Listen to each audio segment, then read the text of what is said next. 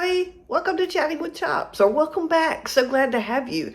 Today we are going to make a vegan banana chocolate peanut butter bar. We're just going to throw everything in the kitchen sink in it and see what comes up.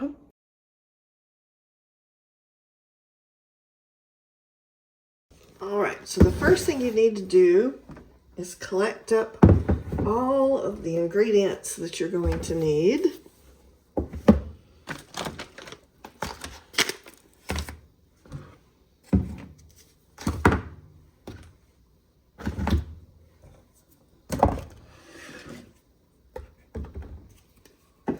Okay.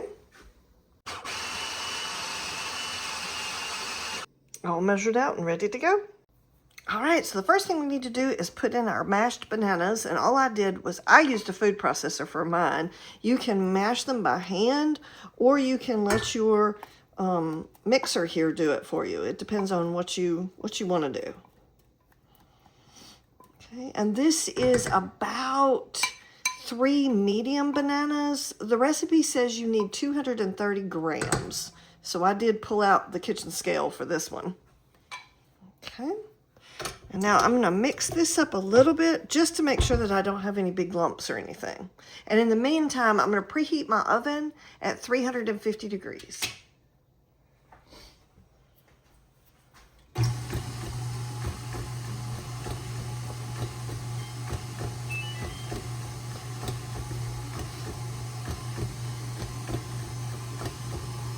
All right, now we're going to start adding our other ingredients in with our bananas. So we have a half a cup of peanut butter. You can use creamy or crunchy, whichever is your favorite choice. And I just have a plunger measuring cup here that I like using when I have these really sticky ingredients.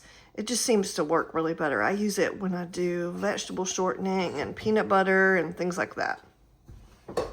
Okay, we're going to keep our mixer going during this time, so hopefully you can hear me. All right, and then the next thing we're going to put in is our brown sugar, and I have 1/4 of a cup of brown sugar.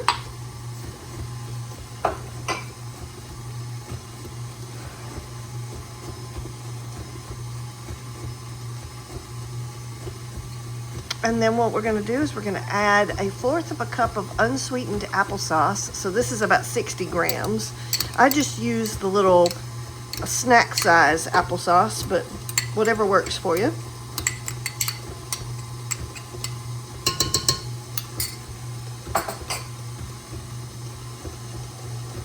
Okay, and then I have 1/2 cup of almond milk. Again, we're making this vegan. You don't have to, but we're making this vegan, so we have vegan milk. So there's 1/2 cup of that. Whew. I'm telling you, if I wasn't messy when I was cooking, I wouldn't be at all. We're going to add in our 2.5 cups of oats. And I'm just going to do this kind of slowly, just so my mixer can keep up.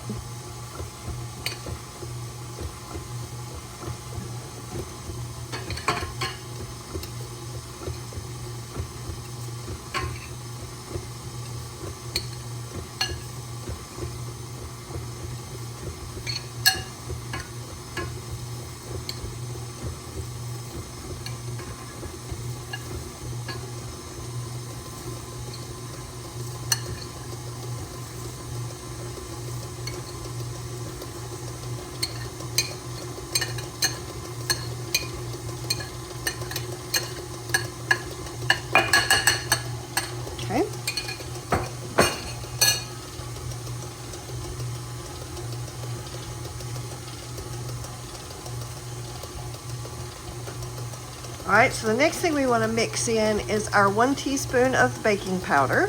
And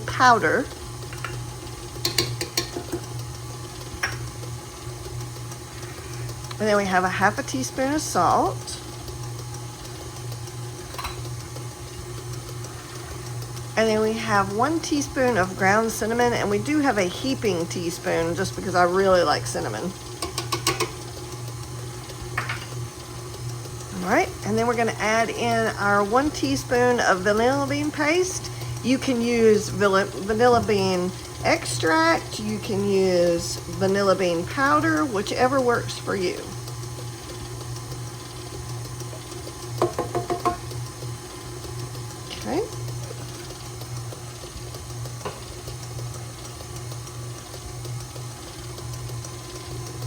All right, and then I'm gonna check this real quick. I love my mixer, but sometimes I get worried that there's be stuff caught on the bottom. Nobody wants a big bite of flour when they're wanting to enjoy a nice tasty dessert you've made. All right, looks like everything's mixed in there pretty well. So then we're gonna add in our last two ingredients, which what I've done is, the recipe says you can add 1 cup of chocolate, or you can add in raisins or peanut butter chips or nuts, whatever you want to add. So I'm gonna add a 1/2 cup of vegan chocolate chips, and then I have a 1/2 cup of pecans. Okay, and then we're just gonna mix that in really good.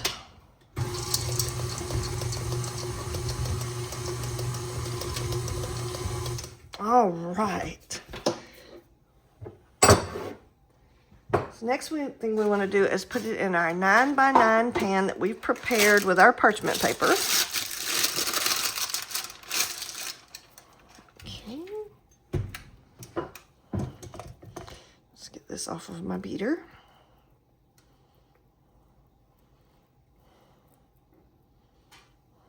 All right.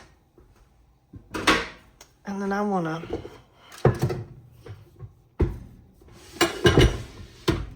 stir this again really good. I just want to make sure I'm not missing any ingredients being mixed in. Oh, that looks good. All right, so the next thing we're going to do is we're just going to pour this into, again, our 9x9 prepared pan with some parchment paper in it. And that's just going to help you get these nice lovely bars out when you get done cooking them. Trying to make sure they stay on the right side of the parchment paper here.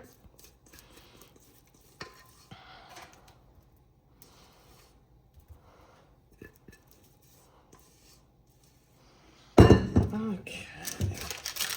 Now I'm just going to kind of squish them around. See if I can get it nice and even. That way everybody gets the same size bar.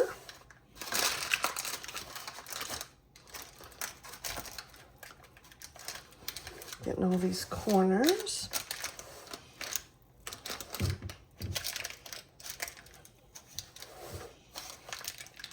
There we go. Okay, so what we're going to do is we're going to put this in a 350-degree oven, and we're going to cook these for about 25 to 28 minutes, the recipe says. It's saying you want your center to be set, so I'm going to check it probably about 25 minutes and make sure that the middle is good and set, and then I'll take them out and bring you back. Here we go.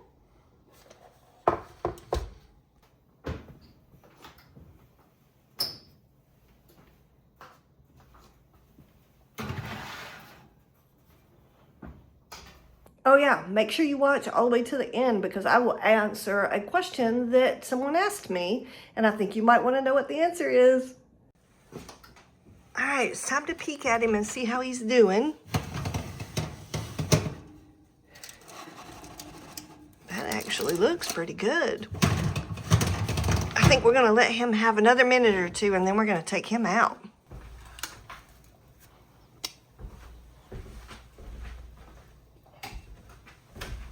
All right, so I have cooked this for 20 minutes. And I don't know if this will work like it does for a cake, but that looks pretty dry in the middle. It is definitely set.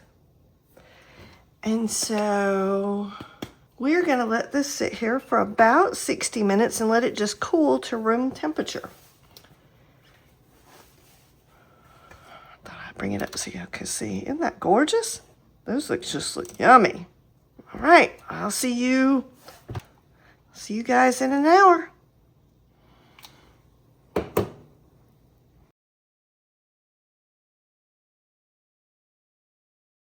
Okay, so it's been an hour that we've let it sit in the regular baking pan that it came out of.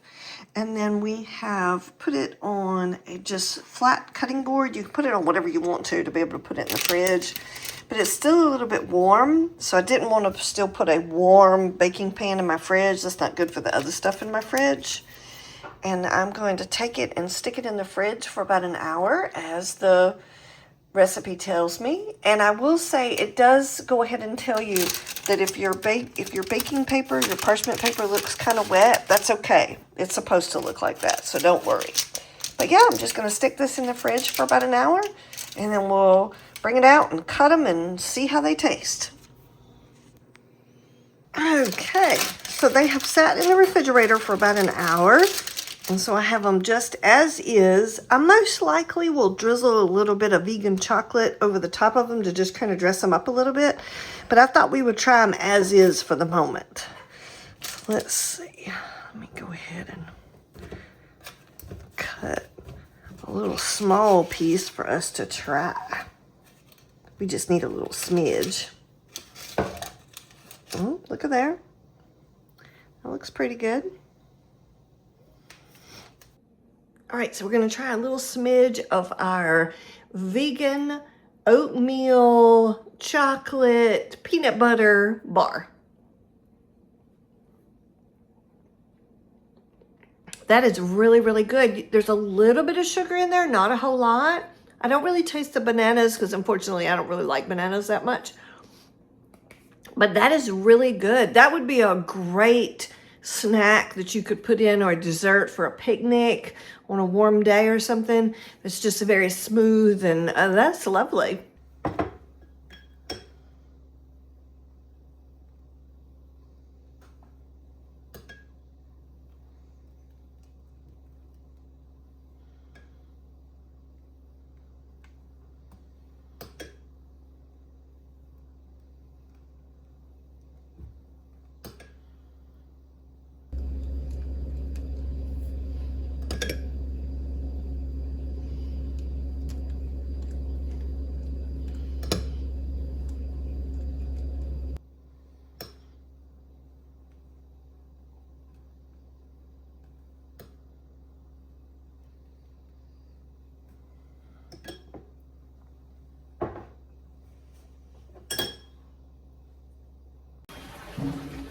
Okay, so I bet you thought I had forgotten.